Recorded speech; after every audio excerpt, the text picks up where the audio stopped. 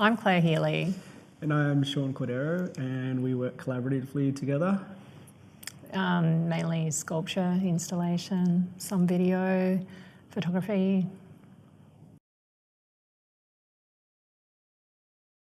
We're doing something for a permanent work for the City of Sydney, which will be installed eventually in the new Green Square development in the Library Tower. So we're working on a vintage aircraft, which will have a diorama of like another world kind of on top of this aircraft, which will be flying through the library atrium.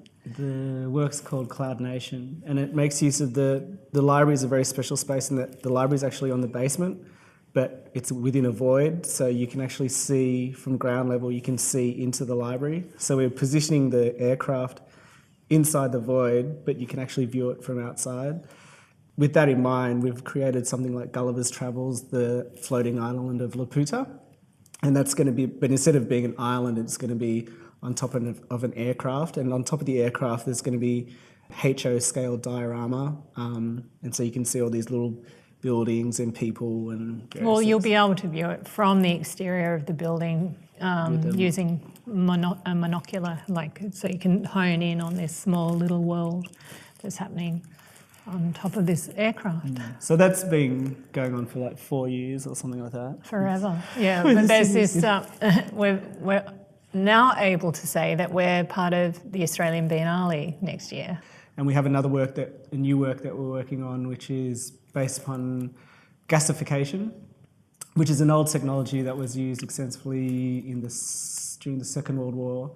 It's where instead of having cars running on petrol, cars ran on wood chips. So what you do is basically, this technology, you basically put hot air onto wood, then the wood releases its gas, and then that gas goes back into the engine, fires the engine, and then the exhaust then reticulates back into the wood and heats it up, and then you get a cycle where the engine's heating up the wood. So it's in essence, it's basically an elongation of a flame. If you imagine when you light a match, it's not actually the wood that's burning, it's actually the gas that's coming out of the wood.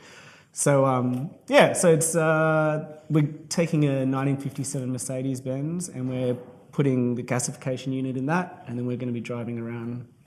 Hopefully as an Uber vehicle. So hopefully this vehicle will be able to pick people up from the airport, take them down to the Sam Stagg Museum or down to the Art Gallery of South Australia, and people will be able to use this service.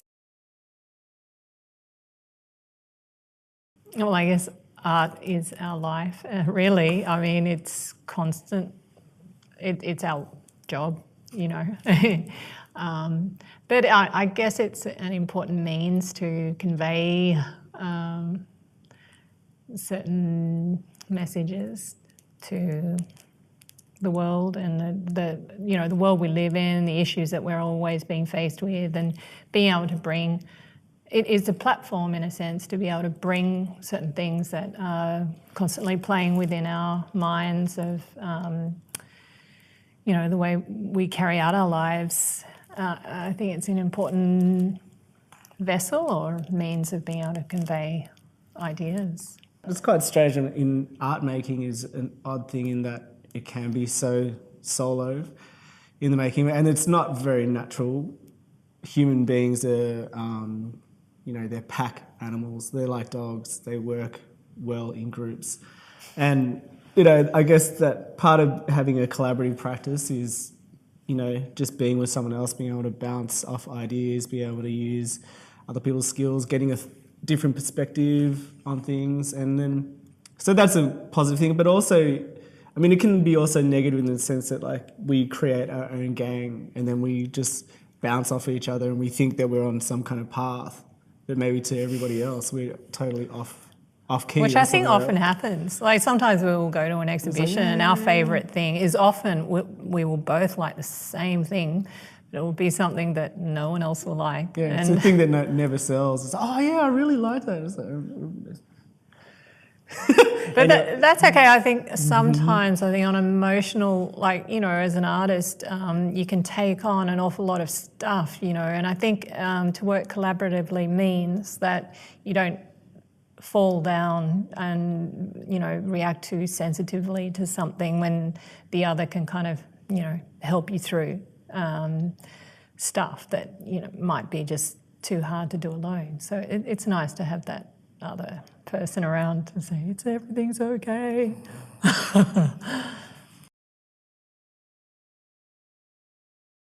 I began in graphic design and worked in advertising for a little bit, and my sister was at art school and I was doing a lot of her projects for her, in the sense that I had access to a dark room and had materials that an art student could not afford. So I was helping her out and I just thought, God, this is incredibly fun. What am I doing here in advertising? So I went to art school and that was great. I guess I started off, when I first left school, I was doing a Bachelor in Maths and Science. I had this I don't know, idea that I was going to become a psychiatrist and a psychologist, sorry. And I was like, I was there, oh, this is terrible. I'm going to listen to other people's problems all day. Like, what do I want to do? Maybe you just listen to mine. Yeah, so I just like listen to my own problems instead all day. So, and then like, you know, going to art school, I like,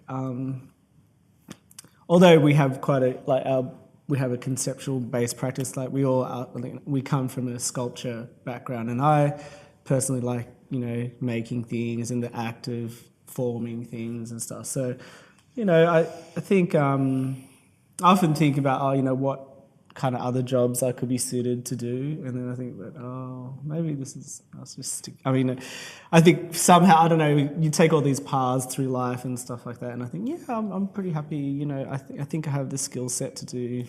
What skill set? I feel you like, know, sitting around like just like, how many people? No, but our work is always picking up a new skill, and I was saying, I'm not any good at this. You know, I'm always having to like take on something else and be the novice of a new craft.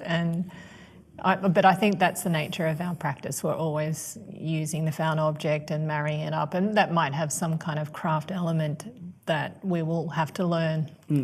It's by no means like a virtuoso, you know, practice in terms of technique. I think we're always changing in the fact that we're always, you know, shifting in media, and we're always just discovering things. So, and then we go through ideas through the discovery of the medium. So, yeah, I mean, I think it's that kind of mind-body approach where through our physical making of things, like that's how we meditate upon issues or, you know.